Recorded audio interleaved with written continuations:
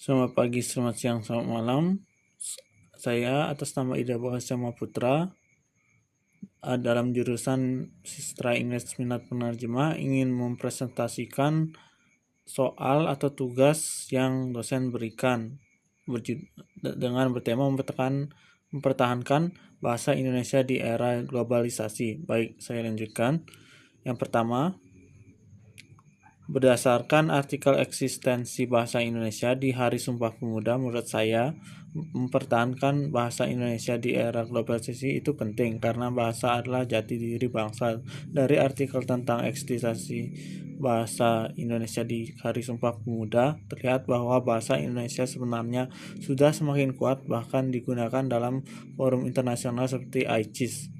Banyak mahasiswa asing juga tertarik mempelajari bahasa kita yang menunjukkan bahwa bahasa Indonesia punya daya tarik global. Namun tantangan tetap ada karena pengaruh bahasa asing makin besar, terutama di media sosial dan lingkungan anak muda. Karena itu, menurut saya, cara terbaik mempertahankan bahasa Indonesia adalah dengan tetap menggunakan dengan bangga memakainya dalam karya dan komunikasi sehari-hari, serta tidak mengganti semuanya dengan bahasa asing. Dengan begitu, bahasa Indonesia bisa tetap hidup dan berkembang di tengah dunia yang terus berubah.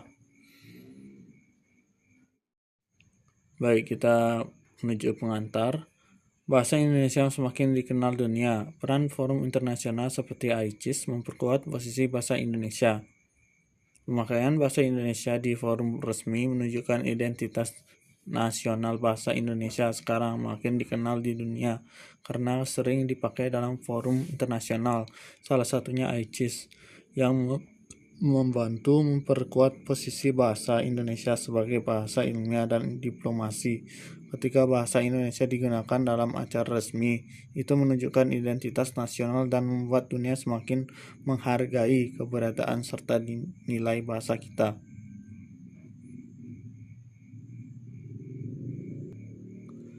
Ketiga, bahasa Indonesia di forum internasional.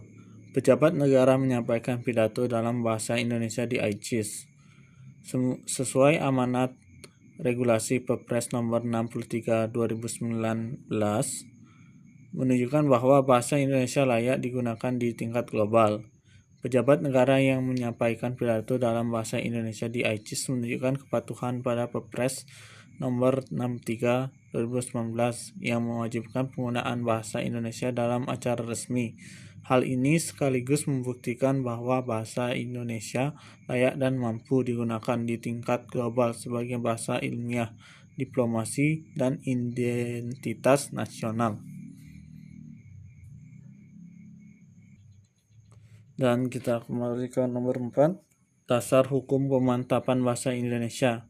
UU nomor 24 2009 tentang bendera, bahasa, dan lambang negara, Perpres nomor 20 2018 dan Perpres nomor 63 2019 tentang penggunaan bahasa Indonesia.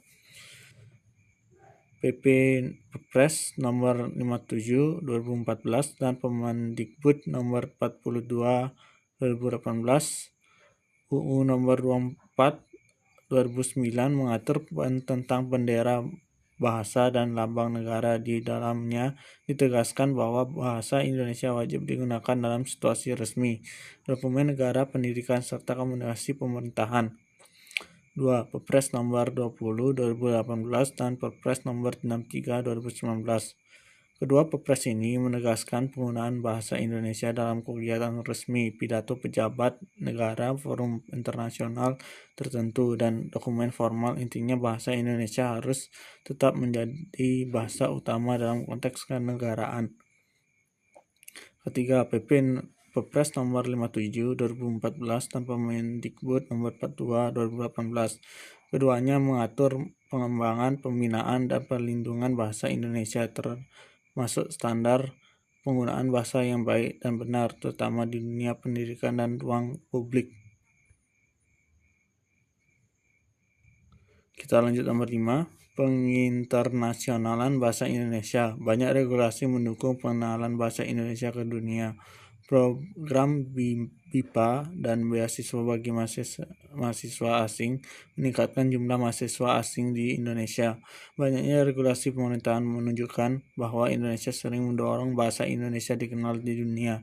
Program seperti BIPA dan beasiswa untuk mahasiswa asing juga membuat semakin banyak orang luar negeri datang untuk belajar bahasa dan budaya kita. Hal ini terlihat dari jumlah mahasiswa asing yang terus meningkat, yang berarti bahasa Indonesia makin diminati dan dipandang penting secara global.